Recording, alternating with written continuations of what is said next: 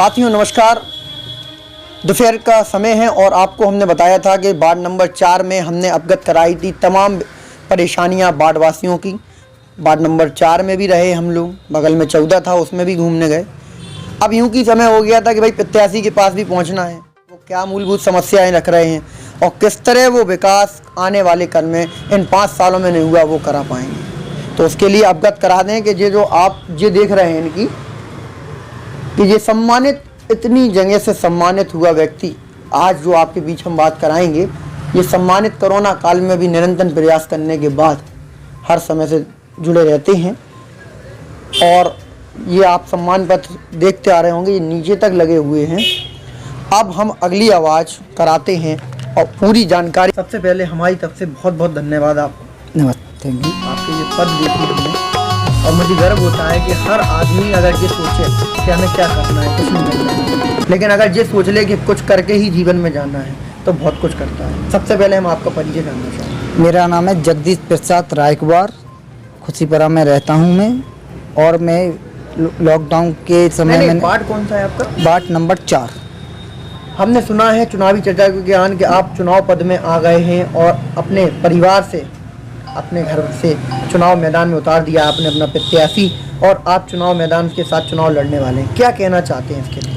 मेरा कहना ये है, जैसे मैं समाज सेवा करता हूँ, जी जान से करता हूँ, करता था, करता रहूँगा। और लेकिन इस बार मैंने विचार बनाया कि हम लोग रायकवार हैं तो हम लोगों को रायकवार सीट कभी आती नहीं है।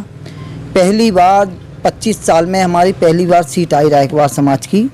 तो मैंने ये निर्णय लिया और महिला सीट आई वार्ड नंबर 4 से। तो मैंने कहा मैं अपनी महिला से प्रचार में उतारूंगा, और इसलिए उतारूंगा क्योंकि तो आपने अपने उनसे महिला सीट उतारने की आपने अपने परिवार में गई, तो बहन महिला यानी जो आपके घर से परिवार से हैं उनने क्या कहा कि हम चुनाव मैदान में आए? उन्होंने कहा आप इतनी समाज सेवा करते फिर आप चुनाव लड़ोगे, अगर सीट आती है खुदा खास्ता भगवान की दुआ से तो और खुल के हम समाज सेवा कर पाएंगे। और मोहल्ला वासियों के लिए केवल नेता वो ही रहे जो जनता के हित में काम आए।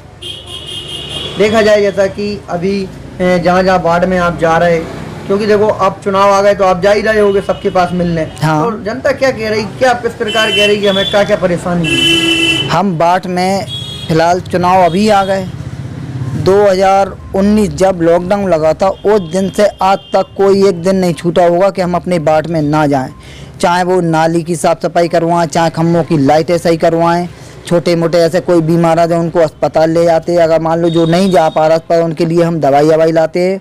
और वार्ड नंबर 4 में हमारा व्यवहार ऐसा है, कोई राजनीति से नहीं है, हमारा पर्सनल व्यवहार है कि हमारे समाज सेवा हमने वो की कि आज हमें इस समाज सेवा से हमें आदमी जानता है। देखा जाए जो पतंग शब्द आपके नाम के आगे लग जाता है, वो पतंग शब्द का क्या है राज?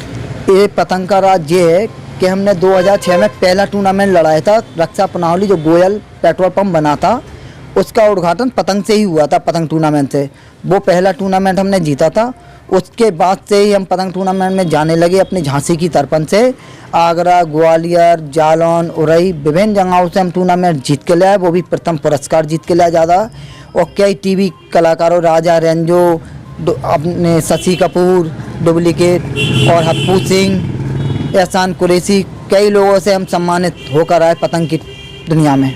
जब आपने अपने क्षेत्र में विभिन्न समस्याओं से अवगत हुए तो चुनाव मैदान में आए, अब आप इस समय कैसा लग रहा है आपको कि हम चुनाव मैदान में हैं और जनता किस प्रकार आपकी सहायता करे, उन तक भी आप क्या संदेश देंगे? नहीं, वो तो देखो क्या है, चुनाव में उतर गए, जनता तो क्या, जनता की कुछ नहीं कह सकती। जनता को बस ये देखना कैंडिडेट बढ़िया हो तो आंखें मीच के वोट डालती है। केवल जनता देखती है हमारे क्षेत्र में ऐसा कैंडिडेट हो जो हमारी सुन सके, चाहे वो रात हो, चाहे दिन हो, चाहे सुबह हो, चाहे शाम।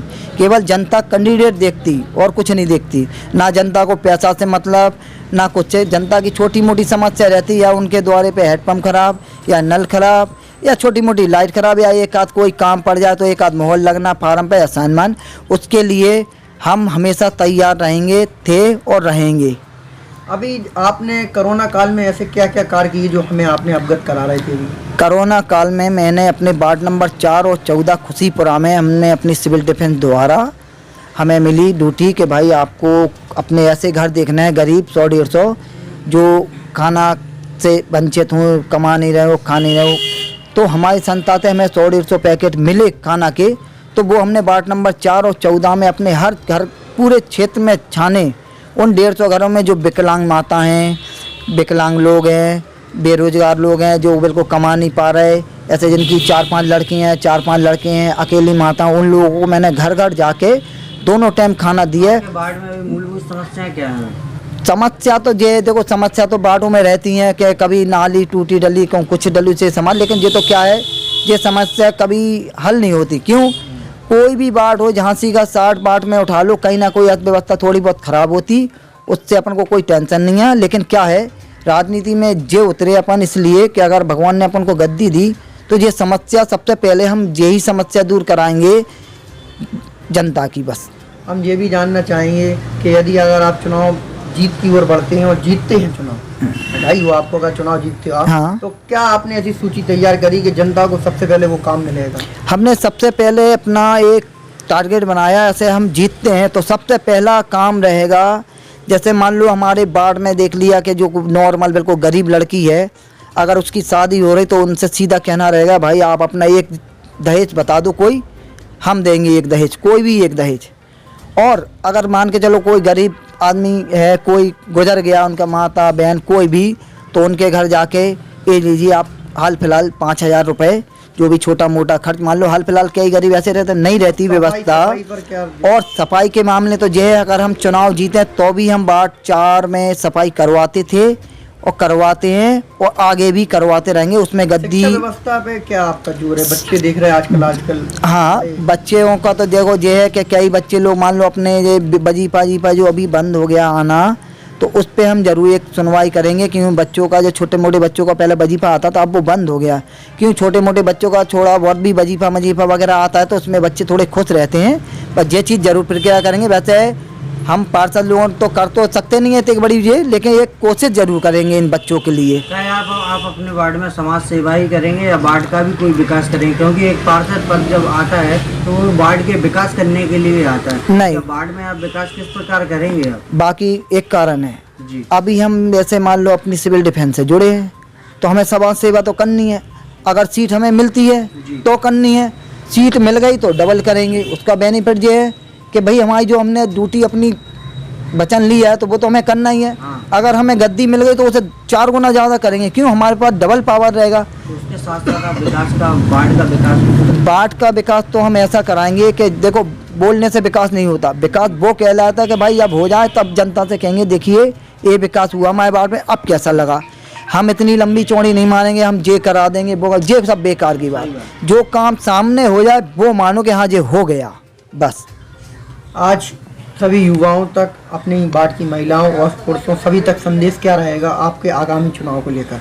कुछ बस समय यही रहेगा हमारे सभी भाइयों बहनों से, अगर आपको जगदीश प्रसाद रायकवार पत्नी मीनू रायकवार आपको लगती है कि आपके चुनाव लायक है तो आप हमको वोट दीजिए। और बनता आप अपने मन से जो आपके क्षेत्र में आपको अच्छा लगे कि हाँ भाई ये हमसे जग्गी से बेहतर ये है तो आप उसको दीजिए। कैंडिडेट ऐसा दे दीजिए जो विकास करा सके, ये नहीं कि हम ही को दो हम बेवान, ऐसा नहीं। जो आपका विकास करा सके आप उसको वोट दो। किसी की फालतू बातों में नहीं आना, ना किसी के लेने में ना देने में, केवल सुनो सबकी, करो अपने मन की, बस। धन्यवाद। मैं जगदीश प्रसाद रायकवार पत्नी मीनू रायकवार वार्ड नंबर 4 खुशीपुरा प्रथम से सभी जनता से यह अनुरोध है, कृपया एक बार हमें सेवा का मौका जरूर दें।